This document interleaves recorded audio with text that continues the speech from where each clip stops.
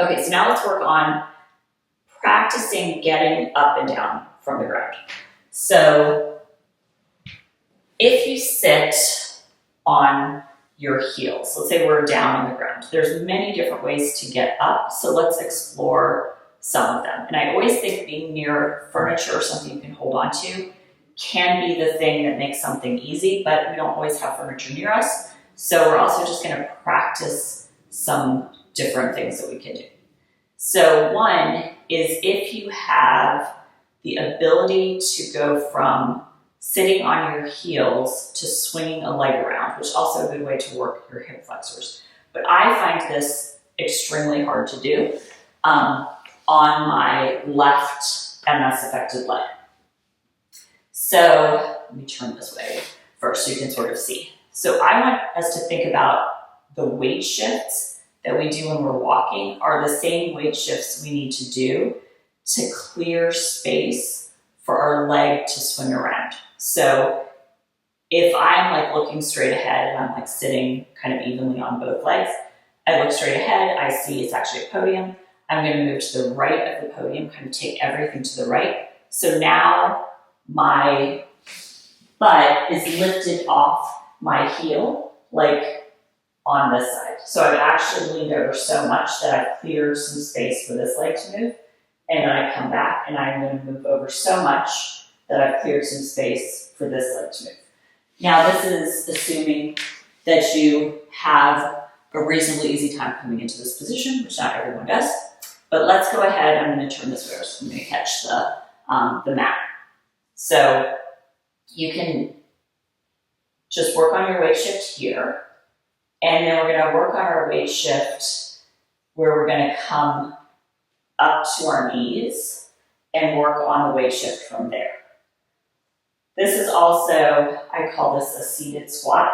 This is also a good exercise to work on your quad strength, which you're going to need to get up and down from the floor. So we're going from one side to the other side. Now, say we're going to the left, we're going to push up. We're still over the left, and you're going to try to swing the right leg around. This is my good leg, so this is the leg that can do it better. And then to come back down, you basically stay with your weight over the left, and you swing your leg back, and then you can sit it back down.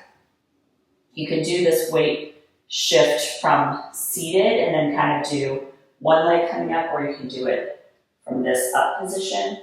So this is my harder leg, so I'm going to try to get my weight over my right leg, swing my left leg around, just getting a little wobbly there, and then I have to keep my weight on the right as I take my leg back.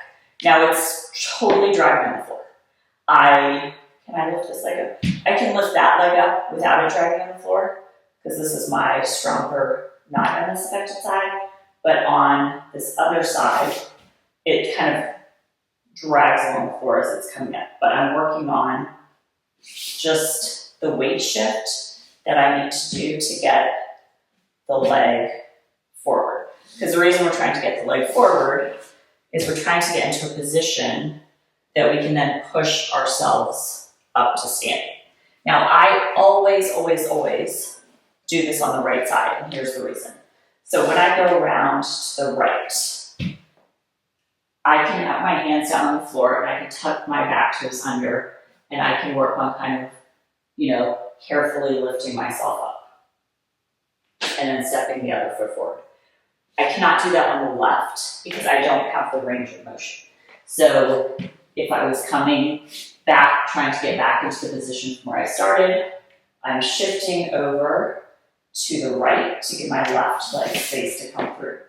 This is that ankle that doesn't have the range of motion. So for me to come up on this side, I don't know if you can see, but my heel is not down on the floor, which means that I'm only pushing into the front of my foot, which is very unstable. It's like trying to come up on the tiptoes of one foot. So I can do it, but I kind of have to be kind of wonky about it. So generally I do the right foot coming forward, but that's not necessarily ideal because we want to be strong on both sides. So if you know you always do something with one leg, then try to also do it with the other leg. Not necessarily if you can't do the whole motion, but try to take yourself through, like, what, if you're coming up from the floor and you're always on the right side, then just work on being near a wall or something and trying to take yourself through a similar range of motion, or else you'll get more muscle imbalances, and that's certainly not anything we need. But definitely starting from that kneeling position and working on the weight shifting to swing your leg around. That's one way. Another way is to kind of do a downward facing dog, walking yourself back. So if you can get down onto the floor relatively easily, and these aren't tips for people who have like a lot of trouble getting down on the floor, but if you can be on the floor and you are maybe in a quadruped, if you can tuck your back toes under, which is where our toe stretches come in, you can kind of walk your hands back and work on pushing your weight back into your feet, and then trying to just walk yourself back up from there. So we're down, we're in kind of a quadruped, and tuck your toes under as much as you can, and then you rock yourself back towards your feet. So you're rocking your weight backwards. Then you walk your hands forward a little bit. If you can, stand up with both legs from there. That's great. My heel was still lifted off, so I still had to push more through my right leg, but I was kind of walking myself back. So if I was coming down towards the floor, generally you could do like a little squat and then have your hands come down. But if that's too much, you can try it from a lunge where you're coming down, or holding onto furniture where you're making your way down to the floor, but then getting back up. We're working on, it can also be near a piece of furniture. We're working on trying to tuck your toes under, shifting your weight back, so that then ideally you could be on two legs, you can hold on to something, and then use that to assist you on the way up.